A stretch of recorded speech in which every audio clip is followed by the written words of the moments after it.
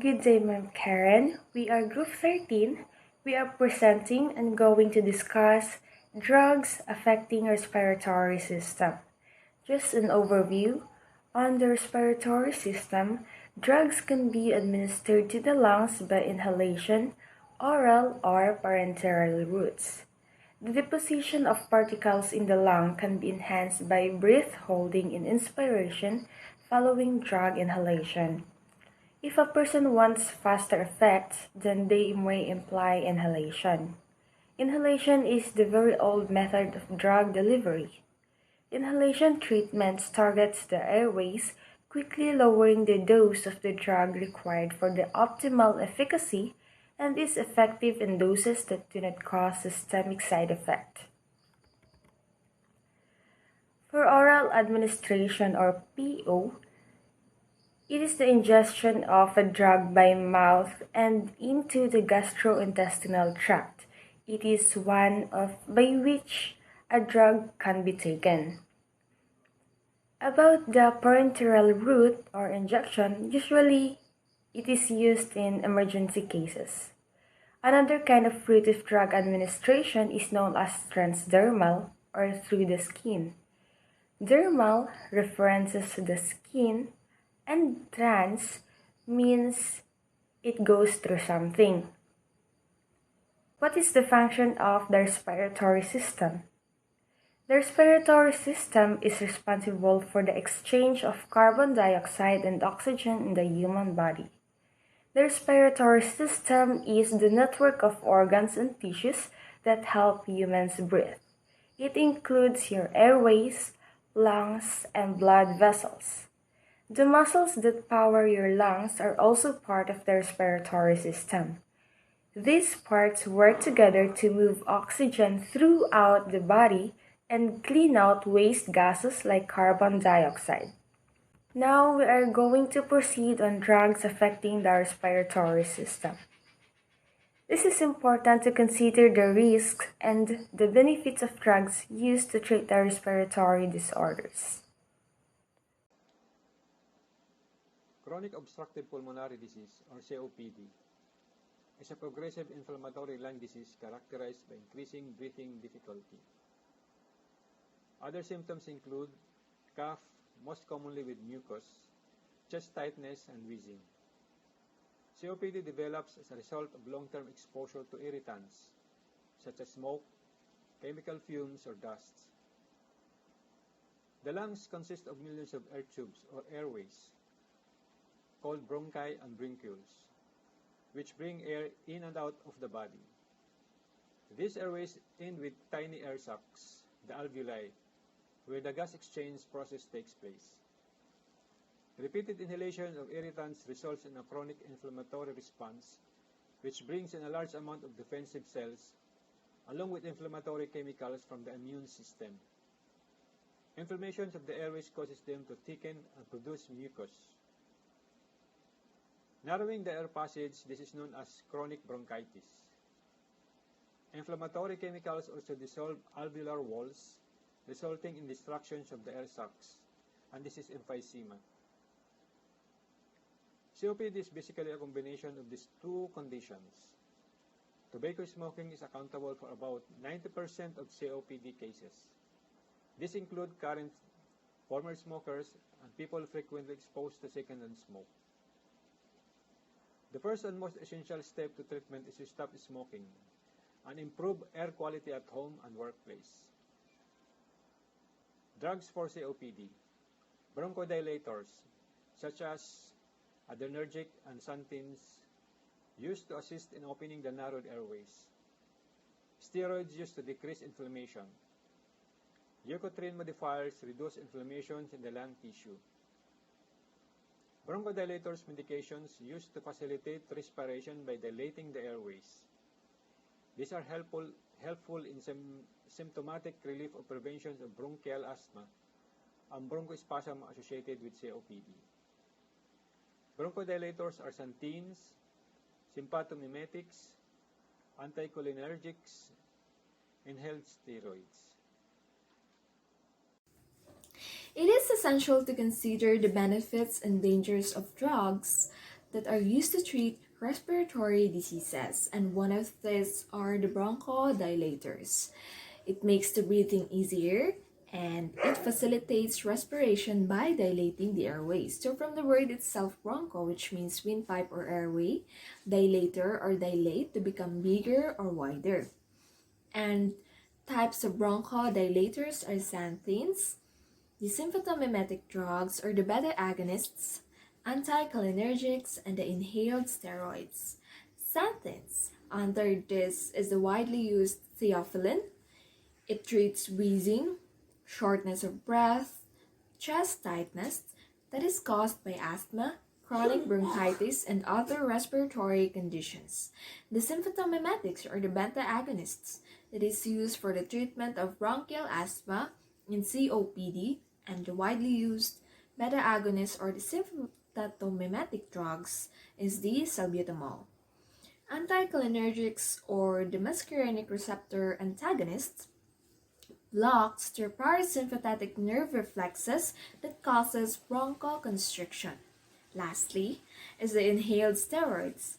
It is used for the treatment of asthma and chronic obstructive pulmonary disease, which has improved lung functions and symptoms.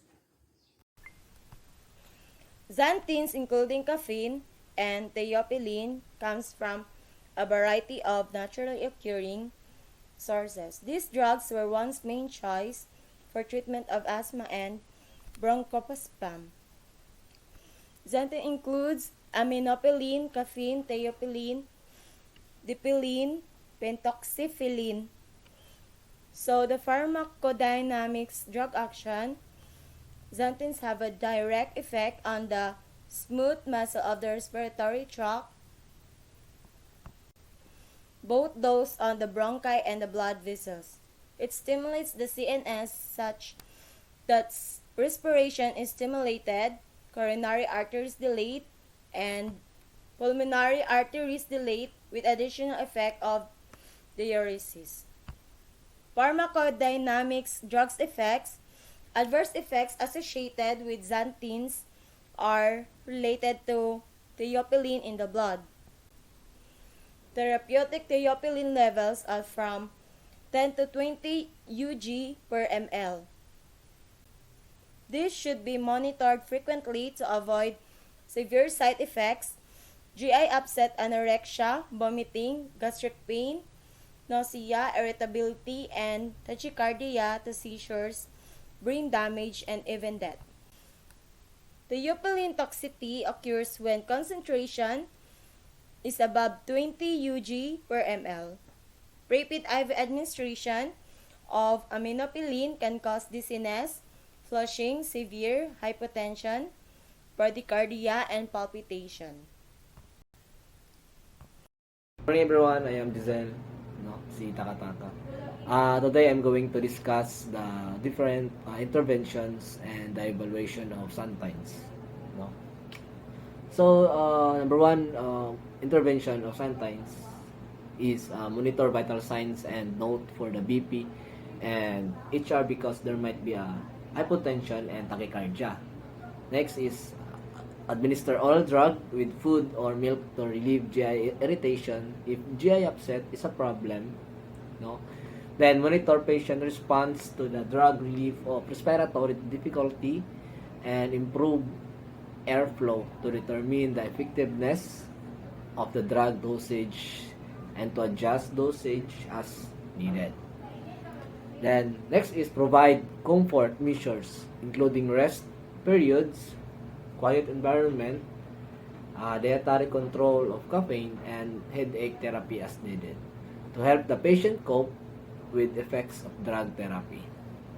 Next is provide adequate hydration.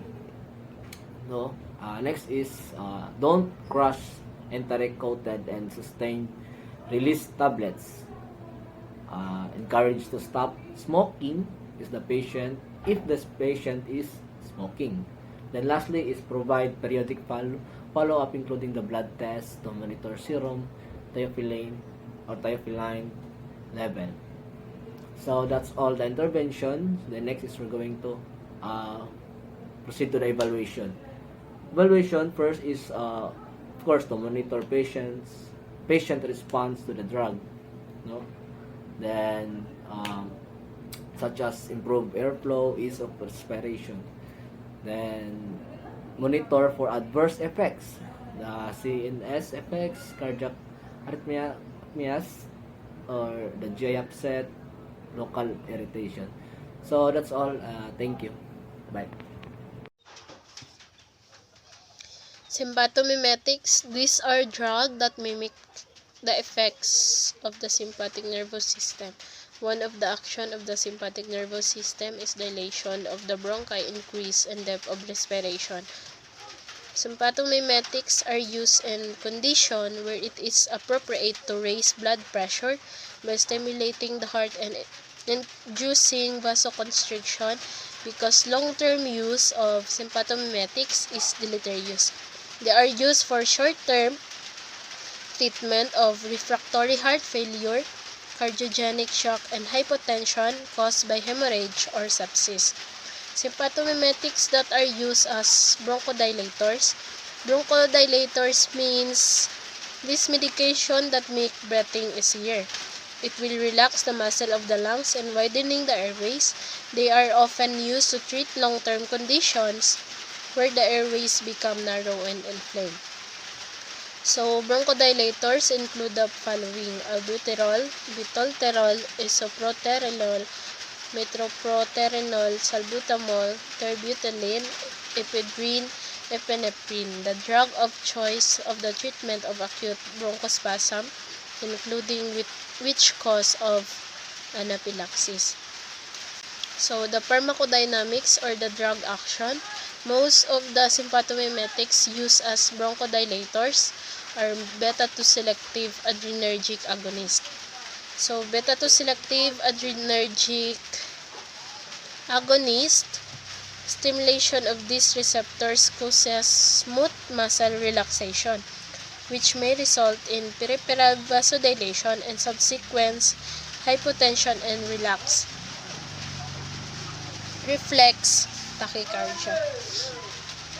So, that means therapeutic levels, their action are specific to be beta-2 receptors found in bronchi. The act of increase of concentration of the cellular camp leading to dilation of bronchioles.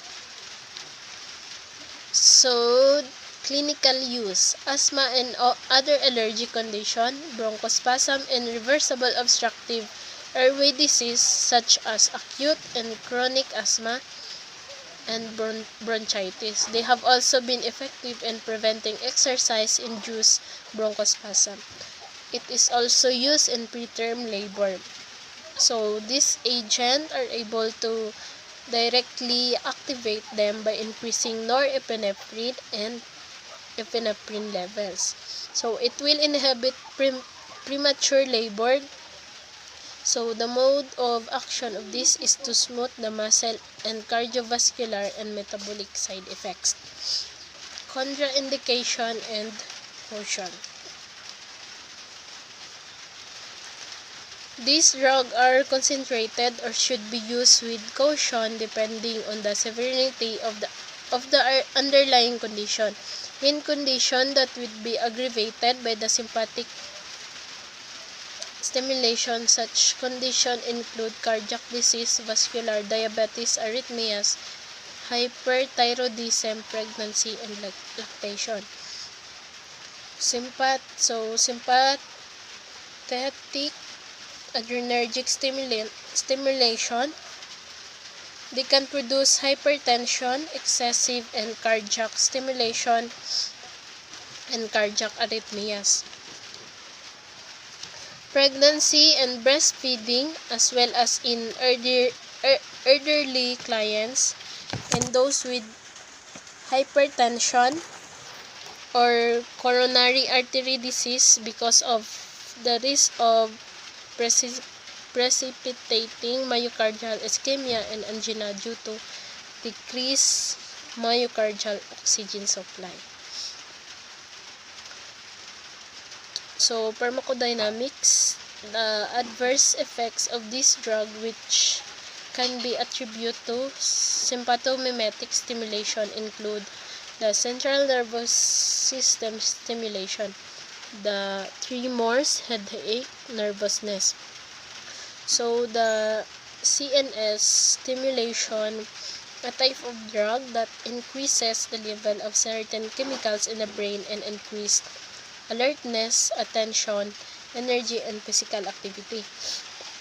So sa GI upset, a slight illness affecting your stomach and bowels characterized by nausea, vomiting, and diarrhea.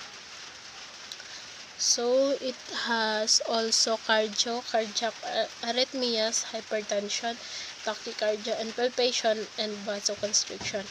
Respiratory, bronchospasm, sweating, pallor, and flushing. Hyperglycemia, urinary infection. The intervention of sympathomimetics assure that the patient that the drug of the choice vary with each individual. These sympathomimetic are slightly different chemicals and are prepared in variety of delivery system. Advise patient to use minimal amount needed for the shortest period of time necessary to prevent adverse effects and accumulation of drug levels. Instruct the patient on how to use inhalers. Teach patient who use one of these drugs for exercise-induced asthma to use it 50 to 60 minutes before exercising to ensure peak therapeutic effects when they are needed. Provide safety measures as needed if CNS effects become a problem to prevent injury. Provide small, frequent, and nutritional consolation. IDGI effects interfere with eating to ensure proper nutrition. Carefully teach the patient about the proper use of the prescribed delivery system. Review the procedure periodically as improper use may result in effective therapy. So, to aim to prevent and reduce risk, errors, and harm that occur to the patient during provision of healthcare. A cornerstone of discipline is a continuous improvement based on learning from errors and adverse events. Patient safety is fundamental to delivering quality, essential, and health services. So, evaluation. Monitor patient response to the drug. So, we need to monitor the patient improvement on breathing. Monitor for adverse effects or the CNS effects, increased pulse and blood pressure, and GI upset.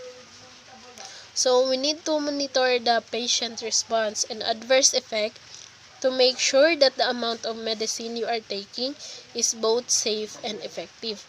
Most medicine can be dosed directly. Dosed correctly with special testing. But for certain types of medicine, it can be hard to figure out a dose that provides enough medicine to treat your condition without causing dangerous and side effects. So for the inhaled steroids have been found to be very effective for treatment of bronchospasm.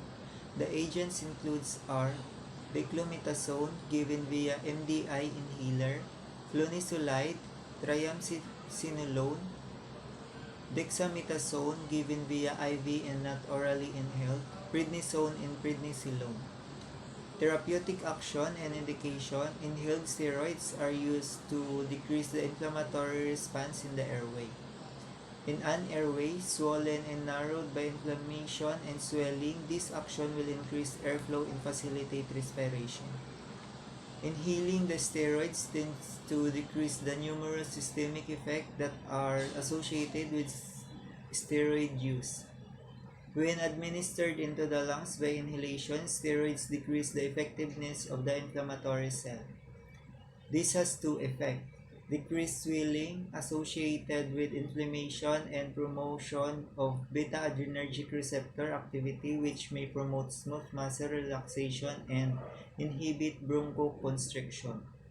For the contradiction, inhaled corticosteroids are not for emergency use and not for use during an acute asthma attack or status asthmaticus. They should not be used during pregnancy and lactation. For the adverse effects are limited because of the route administration. Respiratory, sore throat, hoarseness, coughing, dry mouth, and pharyngeal and laryngeal fungal infections are the most common side effects encountered. If the patient does not administer the drug appropriately or develop lesions that allows absorption of the drug, the systemic side effect associated with steroid may occur. For the intervention, do not administer the drug to treat an acute asthma or status asthmaticus, as these drugs are not intended for treatment of acute attack. Taper systemic steroids carefully during the transfer of inhaled steroids. Death have occurred from renal insufficiency with sudden withdrawal. Have the patient use decongestive drop before using the inhaled steroid to facilitate penetration of the drug if nasal congestion is a problem. Have the patient rinse the mouth after using inhaler, as this helps to decrease systemic absorption and decrease GI upset and nausea. Monitor the patient for any sign of respiratory infection. Continued use of steroid during an acute infection can lead to serious complications related to this depression of the inflammatory and immune response. And for the evaluation, monitor patient response to the drug, improve breathing. Monitor for adverse effect, nasal irritation, fever, GI upset. And I am discussing about the drug study. First, we will identify the name of the drug, which is salbutamol or the generic name. The Ventolin is the brand name. For the classification, it is a bronchodilator or the adrenergic.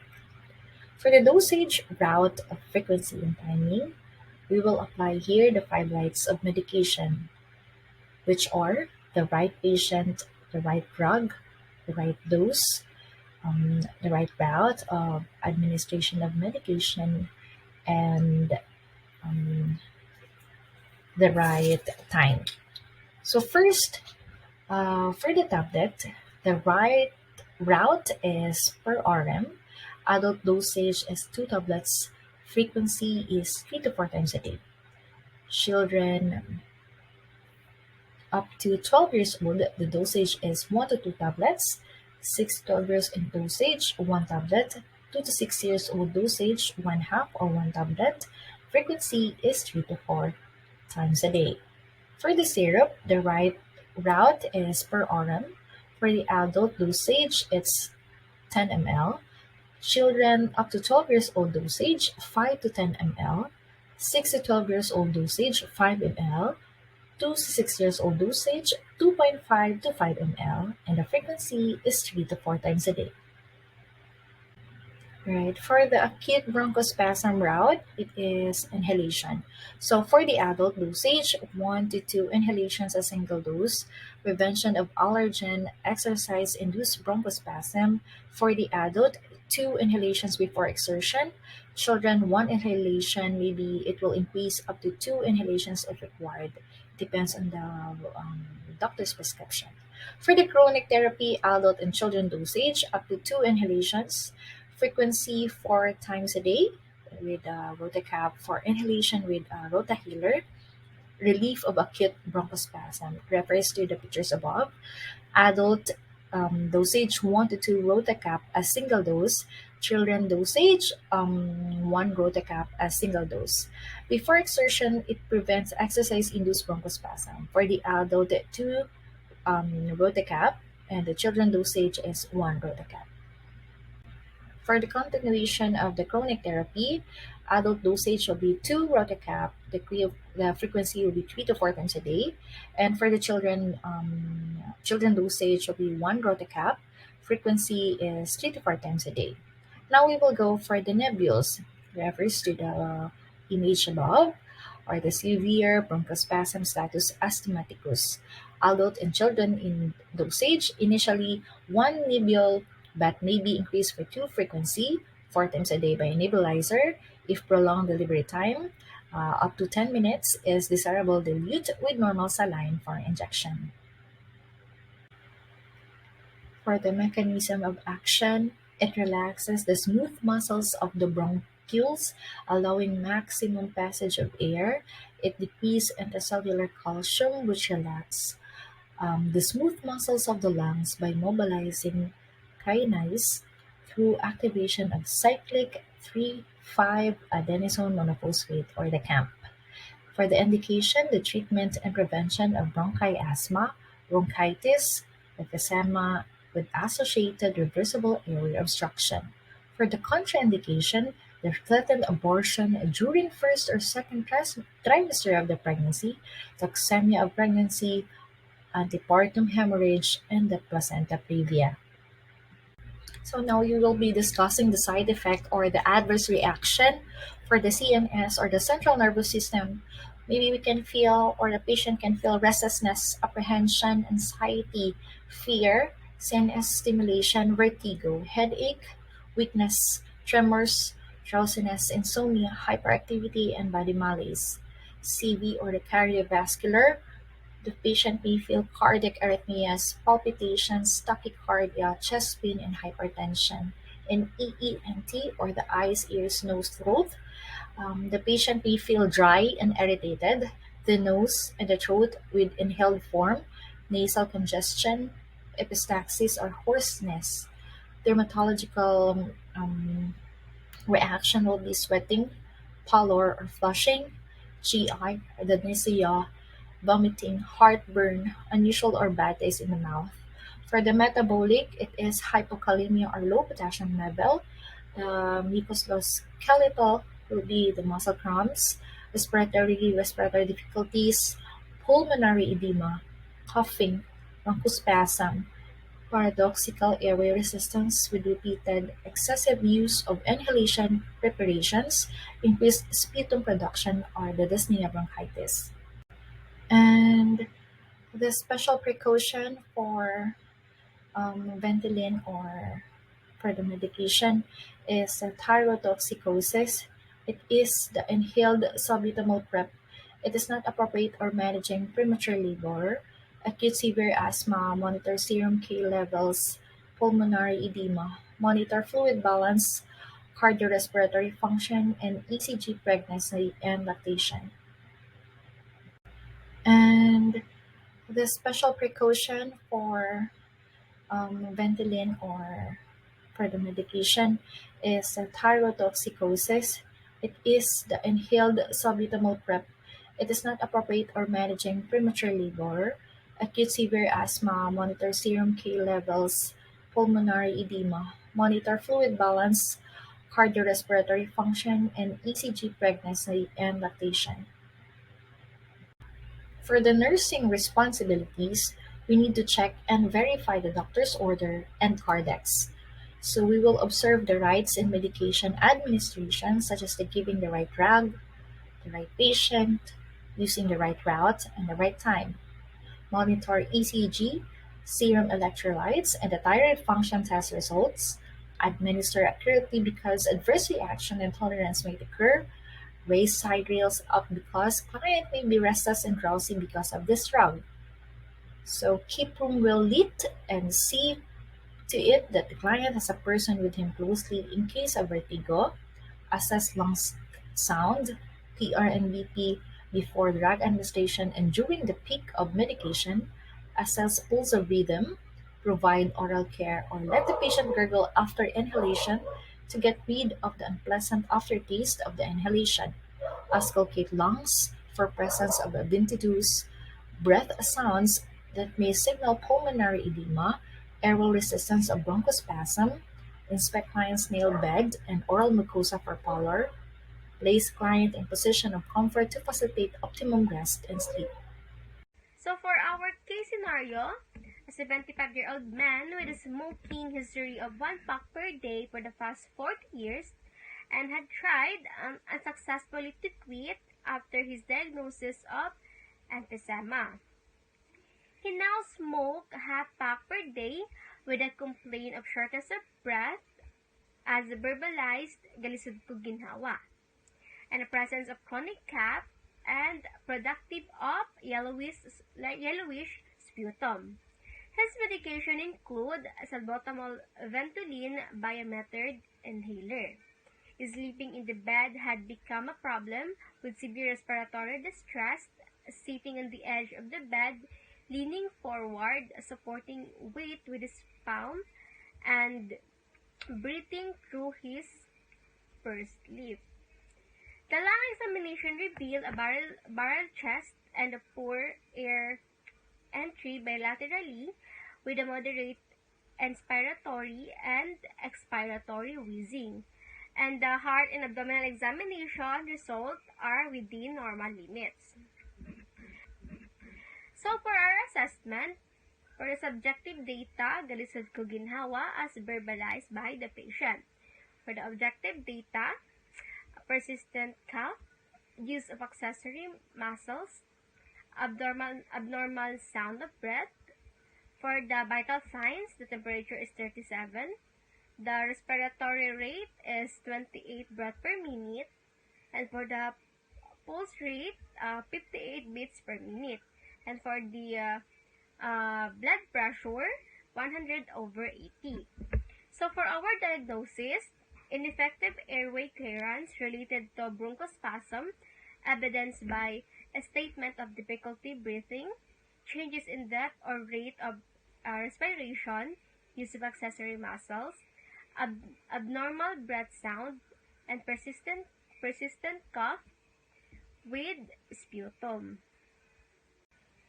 So for the planning, or for our planning, after 8 hours of intervention, the patient will be able to maintain clear open airways as evidenced by normal breath sounds, normal rate and depth of respiration, and ability to effectively cough up secretion after treatments, and deep breaths, and will be able to recognize the significance of changes in sputum to include color, character, and amount and the odor, and will able to identify and avoid the specific factors that inhibits ineffective airway clearance.